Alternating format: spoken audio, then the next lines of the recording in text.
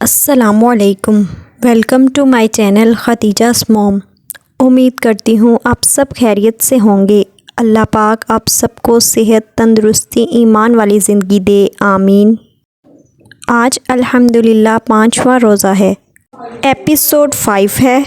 پہلا اشرہ رحمت دعا: یا حیّ یا قیوم برحمتک استغیث۔ اے زندہ رہنے والے، اے قائم رہنے والے، میں تیری رحمت کے ساتھ تجھ سے مدد چاہتی ہوں۔ آج کا سلیبس نوٹ کر لیں۔ 5 اللہ کے نام، دعا ہر کام میں آسانی کے لیے، سورۃ لہب کا مطالعہ۔ آج کی سورۃ لہب، یہ سورۃ لہب مکی سورت ہے اور اس کا دوسرا نام المسد بھی کہا جاتا ہے۔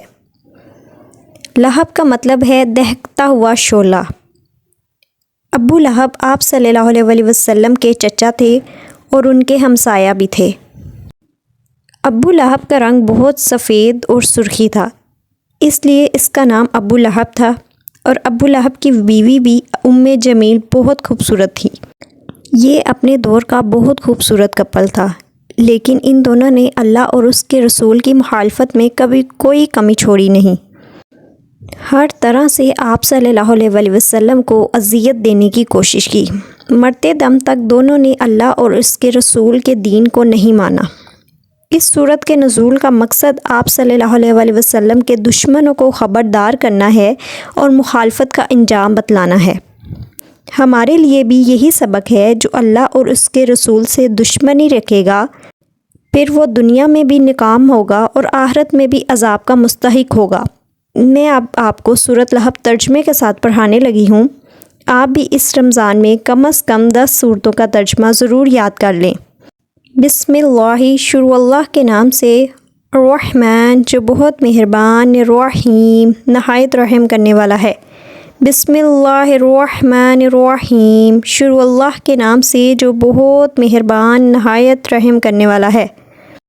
تبت ٹوٹ گئے، یدا ہاتھ، ابی ابو لہب بن لہب کے، وتب اور وہ ہلاک ہو گیا، ما اغنا نہیں کام آیا، عنہ اس کے، مالہ اس کا مال، وما اور جو کسب اس نے کمایا، سیصلی وہ ضرور داخل ہوگا، نارن آگ میں، ذات لہب دہکتی ہوئی، وامرأتہ اور اس کی بیوی، حمالۃ الحطب جو اٹھائی پھرتی ہے ایندھن، فی جیدہا اس کے گلے میں، حبل رسی، من مسد مونج کی۔ انشاءاللہ میں آپ کو اس صورت کے تھوڑے سے پوائنٹس اور بھی لکھوا دوں گی۔ اللہ تعالی ہمیں یاد کرنے کی توفیق دے، آمین۔ آج میں آپ کو جو دعا پڑھانے لگی ہوں، یہ اتنی پیاری دعا ہے۔ یہ دعا آپ کسی بھی مشکل کام کے لیے پڑھ سکتے ہیں۔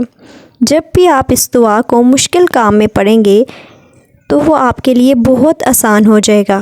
یہاں تک کہ جب آپ کسی کام کو سوچتے ہیں اور وہ آپ کو سوچنے میں بھی مشکل لگتا ہے، فوراً آپ سچے دل سے یہ دعا پڑھیں، آپ خود اس دعا کا کرشمہ دیکھیں گے۔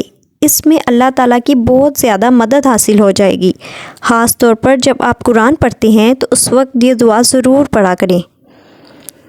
ربی یسر لی، اے میرے رب میرے لیے یہ کام آسان کر دے، ولا تعسر لی اور اس کام کو میرے لیے مشکل نہ بنا، وتمم بالخیر اور اس کا خاتمہ خیر پر کرنا، وبک نستعین اور اپنی مدد کے ساتھ۔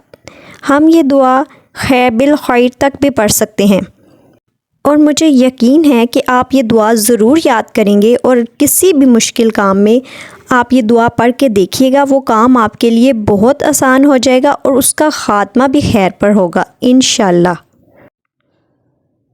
آج میں آپ کو اگلے 5 نام اللہ تعالیٰ کے یاد کروانے لگی ہوں ترجمے کے ساتھ۔ انشاءاللہ ہم نیکسٹ ایپیسوڈ میں پچھلے تمام 20 نام یاد کریں گے دوبارہ۔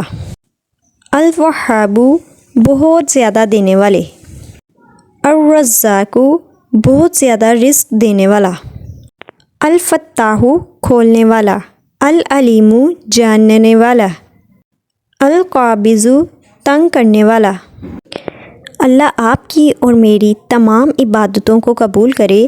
آپ اپنے تمام رشتہ دار مسلمان بہن بھائیوں کو دعاؤں میں یاد رکھا کریں۔ میرے چینل کو لائک، شیئر، سبسکرائب کرنا نہ بھولیے گا۔ نیکسٹ ایپیسوڈ تک کے لیے اللہ حافظ۔